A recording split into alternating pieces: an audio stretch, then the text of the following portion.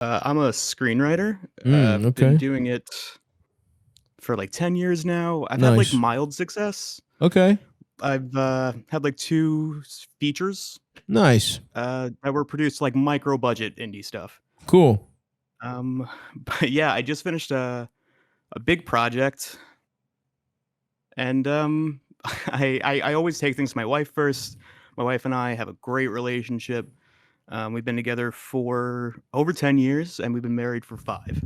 Nice. Um, so I take things to her first because I just really respect her opinion on everything. I think probably above like most people, even though she's not, big into the entertainment sector. Sure, which is good. She's a psychologist, so it's a little ways away, but Yeah, she's I still definitely find her listen. feedback. You don't got to convince us that your wife is smarter than you. We get it. We believe you. It's She's a also genius. Yeah, it's also important to have. I do think that's important as somebody who's like in this bullshit to have regular people as sounding boards. Ironically, Eldest used to be that for me, and now he's fucking Mr. Hollywood. Now Eldest fucking. The one thing that really kills me is how much control Eldest has over my social media presence because I don't want to be involved in anything. So he's the editor. It's his editorial policy, which is a real problem. But I understand that. I'm tapped into the algorithm. Yeah, Don't yeah, you worry about fuck that. it again. We're so old. Anyway, it doesn't matter. Okay, so you take this stuff to your smarter wife than you. So you just finished a screenplay, I guess? Yeah, as a feature. I typically, it's like the two movies that I've had made are like really like schlocky, like grindhouse Hell yeah. kind of things, like very, very like trashy horror stuff, which I love that. Yeah, that's great. It's also the but only this one is fucking like- movies people pay to see. Ideally, yeah. Yeah. Yeah, maybe not yours, but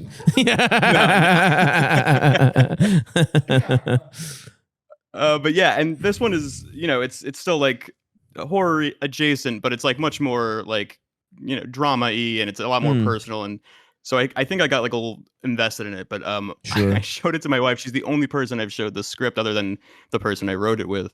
And I mean, she decimated it. Like just went in on it for quite a long time. And damn. I expected the feedback to be negative. Like I definitely like, Okay. we have very different tastes in this stuff. Like I didn't expect it to go well, but like I've never received such like biting criticism in my life. Wow. Kind of respect to her for being completely on. I'm honestly, everything I'm hearing about your wife, she sounds like it's the right person to take this shit to. You don't want to hear even like, I respect that, but I understand it's very difficult because since you respect her taste, that's hard to hear. Nah, leave that bitch, bro. A woman should respect her man's craft. He should be the best at what he does in her eyes. Yeah. And if he's your not, wife listening to the shitty audio of this podcast, like, you did a great job, Eldest. I don't care what Stav says. It's not important that the fucking listeners can hear. And if you don't get that, you get her out of there, man. This is doomed. The marriage is doomed, bro. This fucking guy needs health insurance, Eldest. All right, let's not get fucking crazy. No, I don't begrudge her at all. Yeah. Like I genuinely, like, I'm not upset with her. It was just like a big wake up call. I've been, kind of like at this for like a long time, and like, Yeah. again, I've had like very like middling success with this. So it was kind of a shock to my system to hear such like annihilating criticism. I get it, dude. Yeah, that's tough. Yeah, and I just like haven't really bounced back. This was like Friday. It's not like it's been a long time, but I've been in like a really weird funk, and I have a day job. Like, obviously, like, this is not something paying the bills, and I'm just like having this thing of like, I feel like now way more unfulfilled in that day job, and I kind of just don't know where to go from here. Okay. I don't know if I should be investing more or less time into writing, if I should maybe look for another job. Like, I guess I just don't know what to focus on as far as like getting myself out of this rut. Well, listen, dude, here's the thing. You've had a couple, first of all, it's, even if they're little indie micro budgets, whatever, it's fucking hard to get movies made. So like, you should be proud of that. That's no small thing. like it's crazy how difficult movies are. Like I really have started. I've started to understand that as I've tried to act, and we made Let's Start a Cult. That was that was a craze. We got very lucky with that, but even that was probably the hardest thing I've ever fucking done professionally. And I get it, dude. It's fucking difficult. So, but you should still be proud, and you should also understand that, like, you can't let. The one thing I would tell you is you cannot let, even if it's coming from somebody you trust, even if it's coming from your wife, whatever, criticism of any kind fuck you up to this degree, right? And I am saying this as someone who understands that, right? I mean, we had Kumail on, right? And he was talking about how he went to therapy because a lot of his validation was like external validation. I think it wasn't about how he felt about himself or even his work. It was if people liked his stuff, he felt good. If they didn't, he felt bad. And I can totally relate to that. I think most artists can on some level. And I think when you're coming up, it's even more so than that. Before I had anything, all I had was my belief in my stuff, and the people that supported me meant the most. It means a ton now. I mean, all this is possible. But like when I had no money and my life sucked dick, knowing that people believed in me was all that was fucking fueling the furnace, right? And if I had if I thought this was like my fucking masterpiece and it got decimated by, somebody I respected, that would really have fucked me up when I was, still fucking grinding, right? So I think it's natural to feel that way, but I also think you need to understand, it's one person, right? And by the way, it doesn't mean you can't fix if she's on to something or you show it to other people and they have similar notes, doesn't mean you can't fix it, right? That's fine. Also, B, when you're doing something creative, it's like sometimes masters make not just write scripts, but make movies that are bad, right? This might be bad. I don't know. I didn't fucking read it, but it doesn't mean your next one. It doesn't mean your next one's gonna be fucking bad. You know what I mean? Like, so I'm saying, it might not be that bad, and you still might be able to fucking fix it, and you can't let criticism from anyone, even your wife, get you this down. But B, I would say, even in the event that this is a fucking piece of shit, right? And I don't know if it is or it isn't, but even if it is, that doesn't mean you don't have a bunch more good ones in you, right? I think, so that's what I would say. And in terms of the day job, like, look, I know what it's like. It's been a while, but I work day jobs, of course. Even creative day jobs that were kind of more unfulfilling because I was writing shitty jokes for a website or for people that I was taking my energy and putting it into, somebody else's dog shit. But I don't think like, look, if you need to change shitty day jobs, change shitty day jobs.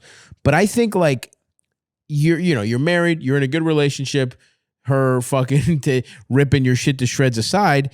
You see, maybe you're not making a ton of money, but it seems like you guys are pretty stable, whatever. You're in a really great position, even as an artist, like even to create, right? And I would say, if this is going to light a fire under you, don't let it light a fire under you for like, don't put fucking energy into, interviewing and new resumes and all this fucking bullshit. Work, you know what I mean? Put it into the work. Some of the best fucking screenplays happen before and after work, at lunch. You know what I mean? Like some of the most creative I ever was at, when I was just doing time theft from the shitty law firm I worked for. That's my knee-jerk reaction, is saying like, don't let this shit get you down. Put all these feelings of unfulfillment, put them into the work. You're clearly in a good, you clearly have your life organized in a way that does allow for you to write this stuff, right? And I think that's the most important thing. If you can pay your bills, you're in a good relationship, your family's doing okay, I would say just channel it into the work. Now, if you've just been at this pluck and place forever and you do think a change of scenery would help, that's fine. That's fine too. You have to ultimately decide. My main thing I'm going to tell you is don't let this fuck you up this bad, and take this as a learning opportunity to like not let it fuck you up so bad. And keep this in mind. Like, I should not let outside criticism of my work affect my life to this degree, because I do think it's having an outsized, effect as to what it should be. That's my read. And again, only saying this as a person who remembers this happening to them all the time. But I don't know. Does it sound like I'm kind of hitting something here? Yeah, absolutely. I think, one, as far as like my day job goes, like taking a step back and looking at it objectively, it does put me in an unusually good position to keep writing, which is that's all a you can reason to ask for, kind of dude. stay. Yeah. I mean, like, obviously the dream is to fucking make it whatever, but I just think, like, I tell a lot of my, like, this shit is a fucking lottery, right? It's not even about, we all know, if you've been doing creative stuff, it's not a meritocracy. It's a lot of fucking luck. So the number one thing you can do is get lucky, hit a fucking lottery ticket, be on a podcast as soon as Patreon started at a cultural moment where ironic racism took off, and then also start doing stand-up clips at a time where the algorithm was juicing crowd work, and then weirdly get cast in an Oscar-winning movie. The best thing you could do, or Oscar nominated. I've been very lucky, right? I would suggest being lucky as fuck. That's number one. If you can't do that as a creative, the second thing I would say is find a job that allows you to do your shit. And if you have that, if you're already saying it puts you in an unusually good position, my take is hold on to that, especially because you're somebody who has a good workflow, it sounds like. Yeah, for sure. I think there's I think I just kind of let it get on top of me, and the truth of the matter is I've written far worse things than this, and I think I do intellectually know that. But I guess I think I've just became a little bit too emotionally invested in this project. But I think that's I'm gonna wait until I hear from other folks I've sent it to, and maybe go from there. Yeah, it sounds like you have like a proven track record of actually getting shit done and making shit. So this is just like one blip, one project that's like you're still like developing, still working on. So it's like, you will figure this one out if you want to, or you will like get the next thing done. I think it's also important to like keep in mind, it sounds like your wife is kind of a confidant in that you said she's like the first person you show work to. But you also have to think, you said she hates grindhouse shit. Yeah, it's right. like, she's not necessarily like the audience for it. And maybe she just like hates the genre or whatever, or, maybe she's just not bringing your sort of enthusiasm or interest or whatever in this kind of thing that, I don't know that. No, that's a good point. It's just like, it's something to keep in mind, like who the audience is that this is, for sure. And you said it yourself, you got too fucking emotionally wrapped up. That's the worst thing you could possibly do.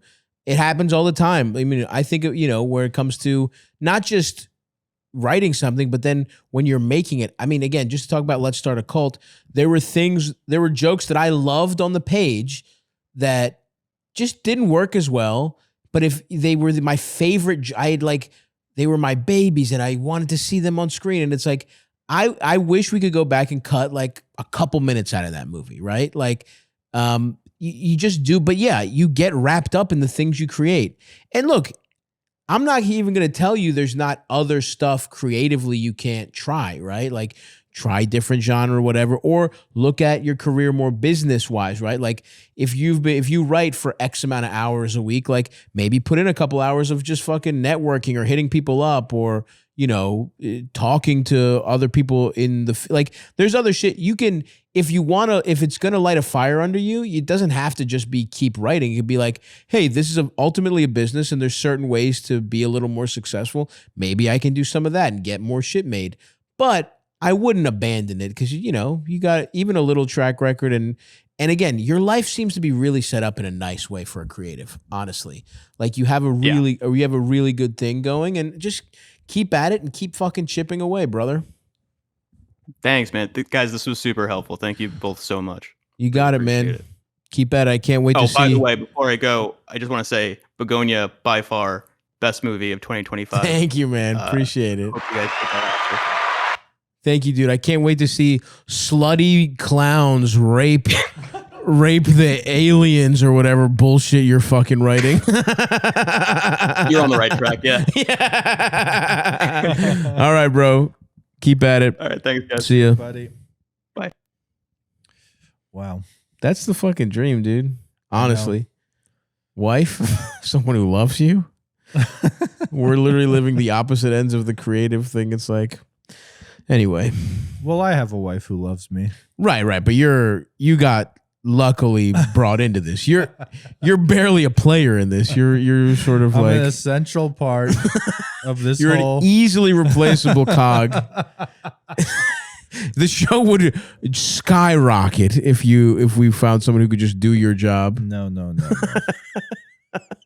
Let's move on.